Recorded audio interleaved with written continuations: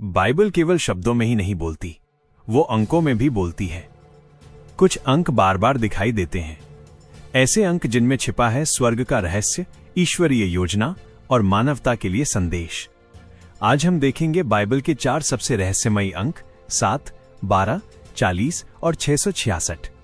हर एक अंक में है परमेश्वर की सोच, उसका नियम और उसका उद्देश्य। अंक 7 परम सिद्धता और पूर्णता का अंक। 7 बाइबल में पूर्णता का प्रतीक है।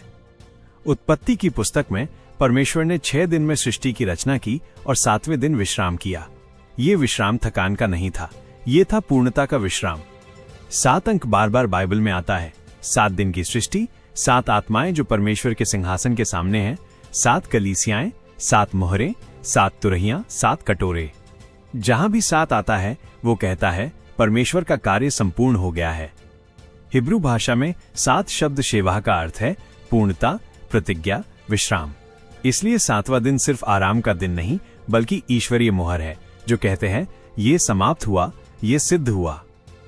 यहां तक कि क्षमा में भी 7 का पैटर्न है। जब पतरस ने यीशु से पूछा, प्रभु मैं अपने भाई को कितनी बार क्षमा करूं, क्या 7 बार? यीशु ने कहा, मैं तुझसे ये नहीं कहता कि 7 बार बल्कि 70 गुणा 7 बार, क्योंकि ईश्वरीय क्षमा असीम है। अंक 12 राज्य और अधिकार का अंक। 12 परमेश्वर के शासन और दिव्य व्यवस्था का प्रतीक है। 12 गोत्र यानी इस्राएल के 12 स्तंभ। यीशु ने चुने 12 प्रेरित जो कलीसिया की नींव है। और प्रकाशित वाक्य में नई यरूशलेम का वर्णन देखें। 12 फाटक, 12 नींव, हर एक पर लिखे 12 गोत्रों के नाम। ये संयोग नहीं, संदेश है। 12 कहता है परमेश्वर का राज्य व्यवस्था में चलता है। यीशु ने जब 5000 को भोजन कराया तो बची कितनी टोकरी? 12। ये दर्शाता है कि परमेश्वर की व्यवस्था में कोई कमी नहीं बल्कि पूर्ण प्रबंध और अधिकार है। 12 हमें सिखाता है स्वर्ग का राज्य अव्यवस्था का नहीं बल्कि व्यवस्था और शासन का राज्य है। अंक 40 परीक्षा और रूपांतरण का अंक। अब आता है 40 एक ऐसा अंक जो परीक्षा, तैयारी और परिवर्तन का प्रतीक है। नूह के समय 40 दिन और 40 रात तक वर्षा हुई। इस्राएली 40 वर्ष जंगल में भटके। मूसा ने 40 दिन सीनै पर्वत पर बिताए। एलिया ने 40 दिन यात्रा की जब तक वो परमेश्वर की उपस्थिति में पहुंचा। और यीशु ने अपनी सेवा शुरू करने से पहले 40 दिन जंगल में उपवास किया। हर बार जब 40 आता है तो ये संकेत देता है परमेश्वर किसी को नई दिशा के लिए तैयार कर रहा है। 40 का समय कठिन होता है पर उसी में आत्मा मजबूत होती है और स्वभाव शुद्ध। यदि आप भी किसी 40 के मौसम से गुजर रहे हैं जहां प्रतीक्षा, परीक्षा या मौन है, तो याद रखिए ये अंत नहीं है, ये तैयारी का समय है। हर 40 के बाद एक नई शुरुआत आती है, एक नई बुलाहट या एक विजय।